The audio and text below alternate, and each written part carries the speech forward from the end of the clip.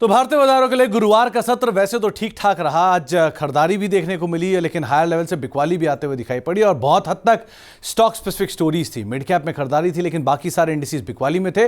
और interesting part ये भी था कि आज एडवांस डिक्लाइन फर्स्ट हाफ में थोड़ा बेटर साइड पर था।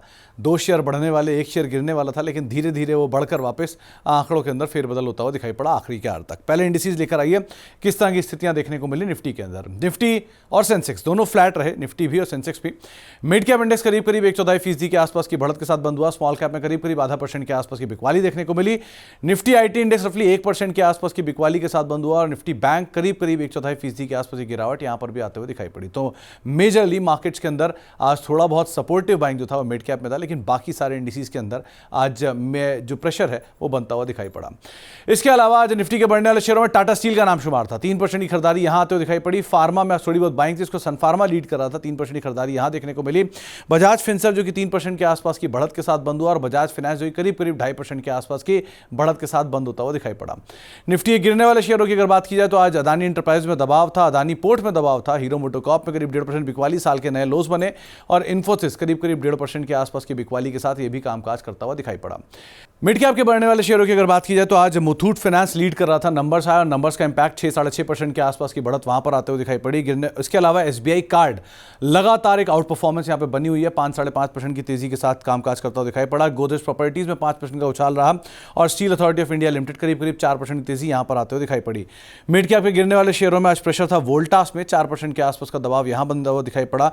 पीआई इंडस्ट्री करीब 4% नीचे रहा। एम्फेसिस रफली 2.5% बिकवाली यहां रही और कोलगेट करीब 2.5% के आसपास की बिकवाली के साथ ये भी कामकाज करता हुआ दिखाई पड़ा। स्मॉल कैप में फिनोलेक्स केबल यहां पर खरीदारी देखने को मिली। 13% के आसपास का एक बढ़िया उछाल। रेडिंगटन दूसरा नाम रहा जो कि नई तेजी भी दिखा रहा है, नए ऊपरी स्तर भी बना रहा है। 7% के आसपास का उछाल यहां बनता हुआ दिखाई पड़ा।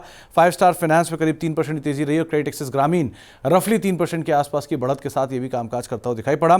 स्मॉल कैप में आज गिरने वाले शेयरों में सबसे ऊपर नाम रहा नेटको फार्मा का। नंबर्स आए, नंबर्स खराब, कॉनकॉल का इंपैक्ट और 20% की गिरावट साथ स्टॉक बंद होता हुआ दिखाई पड़ा।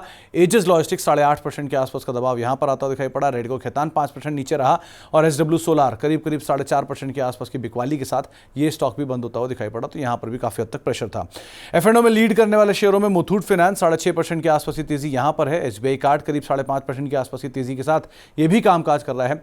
गोदरेज प्रॉपर्टीज जो कि 5% ऊपर और इप्का लैब करीब 5% के आसपास की बढ़त यहां पर भी आते हुए दिखाई पड़ी। एफएनओ गिरने वाले शेयरों में सबसे ऊपर नाम रहा अदानी एंटरप्राइजेस का, करीब 5% की बिकवाली के साथ रहा। वरुण बेवरेजेस 4% नीचे रहा। वोल्टास करीब 4% नीचे रहा और पीआई इंडस्ट्रीज करीब 4% के आसपास की बिकवाली यहां पर भी आते हुए दिखाई पड़ी। तो ये कुछ नाम जहां पर आज एफएनओ में भी कुछ हद तक प्रेशर बनता हुआ दिखाई पड़ा। खबरों का असर रहा नेटको फार्मा में। खराब नंबर, खराब एनालिस्ट कॉल और उसका इंपैक्ट 20% नीचे। मुथूट फाइनेंस अच्छे नंबर्स और अच्छे नंबर्स के बीच में 6.5% ऊपर, नया ऊपरी स्तर। हुनासा शेयर लगातार टूट रहा था और नंबर्स का इंपैक्ट आया, 12-12.5% की तेजी और गोदरेज इंडस्ट्रीज करीब 1.5% के आसपास का उछाल यहां पर भी आता हुआ दिखाई पड़ा। नंबर्स का इंपैक्ट आप बेसिकली मान चलते हैं। आज इसके अलावा अब ये तो रहे कुछ और आंकड़े इसमें इस साल के नए ऊपरी स्तरों पर बना। रेडिंगटन करीब 7% की तेजी यहां देखने को मिली। मुथूट फाइनेंस 6% ऊपर रहा।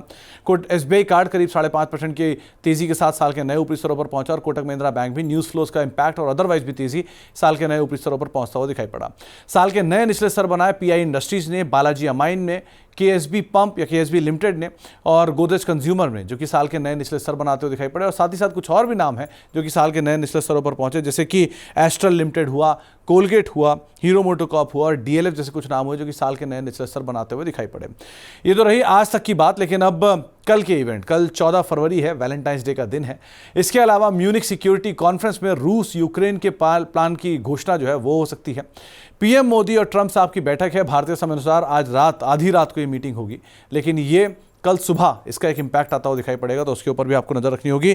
कल इसके अलावा एक नया आईपीओ भी खुलने जा रहा है क्वालिटी पावर का, तो उस पर भी ध्यान रखेंगे और कल नंबर्स भी आने वाले हैं। Samvardhana Motherson, Glenmark Pharma, Aditya Birla Fashion, Narayana Hrudayalaya, PTC Industry, Swan Energy, Zen Technologies, Borosil Renewable, Dilip Buildcon, Easy Trip Planners, या फिर पेनेशिया बायोटेक, पेन्नार इंडस्ट्रीज जैसी कंपनियों के नंबर्स भी कल आने हैं, तो इनके ऊपर भी आप ध्यान दे सकते हैं। साथ ही साथ कल एक आईपीओ खुल रहा है, जिसमें आईपीओ खुल रहा है क्वालिटी पावर का। 14 से लेकर 18 फरवरी आईपीओ खुलेगा। प्राइस बैंड 401 से लेकर 425, 26 का लॉट साइज है और आईपीओ का जो साइज है वो 858 करोड़ रुपए। इसमें फ्रेश इशू भी है और ओएफएस भी है और साथ साथ रिटेल का करीब 10% के आसपास का हिस्सा भी है। तो बहुत सारी न्यूज़, बहुत सारी खबरें, बहुत सारे ट्रिगर और अर्निंग का आखिरी हिस्सा अब आ चुका है। तो इन सब के ऊपर आपको नजर रखनी होगी और वोलेटिलिटी मार्केट में थोड़ी हायर साइड पर रहेगी।